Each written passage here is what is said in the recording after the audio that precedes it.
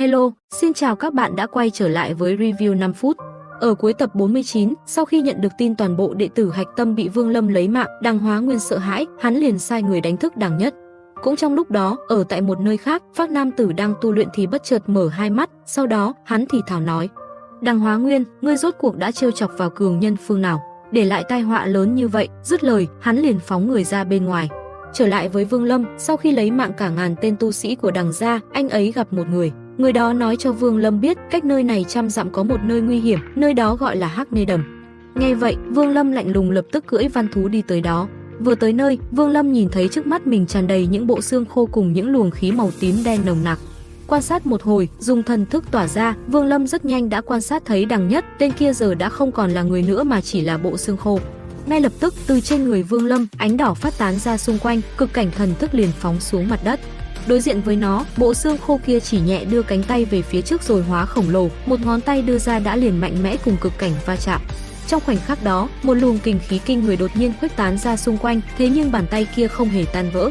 Ngược lại, cực cảnh thần thức lại vỡ nát, toàn bộ ánh đỏ tan biến trong không trung. Sau đó, bầu trời đột nhiên biến đổi, một màu xám xịt bao trùm nơi đây. Bất chợt, từ dưới mặt đất, Đằng Nhất trong bộ dạng một đống xương khô phóng lên, rất nhanh, hắn ta đã thuấn di tới gần người Vương Lâm. Vừa đi, hắn ta vừa thều thào nói: "Người Đằng Hóa Nguyên nhắc tới là ngươi sao?" Dứt lời, chỉ nháy mắt sau, hắn ta đã tiến sát người Vương Lâm.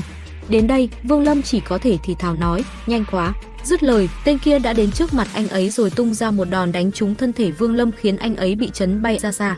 Đến đây, Vương Lâm thổ huyết, trong lòng thầm nghĩ, tên này tu luyện cao thâm, chỉ sợ khó có thể chiến thắng nhanh chóng. Còn tên Đằng Nhất dưới bộ dáng xương khô kia, sau một quyền vừa rồi, bàn tay hắn ta khẽ động, một luồng khí tím đen cũng liền hiện ra.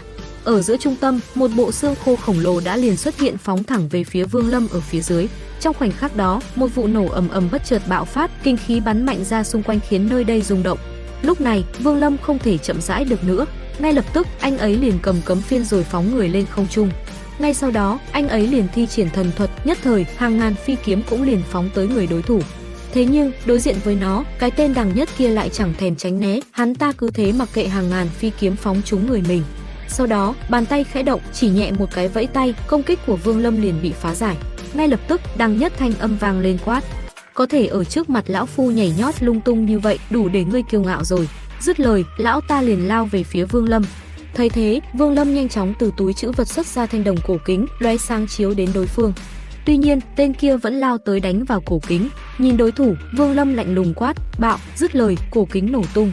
Trúng một đòn đó, thân thể Đằng Nhất đột nhiên phun ra một giọt máu vàng. Lập tức, hắn ta liền đuổi theo nó. Thấy vậy, Vương Lâm cũng đuổi theo. Khi hai bên phóng tới nơi, một quyền mạnh mẽ giữa hai người cũng liền tung ra rồi đánh thẳng về phía đối thủ của mình. Khoảnh khắc va chạm, cả hai đều bị chấn bay ngược về phía sau, mỗi bên đã giành được một nửa cục máu vàng.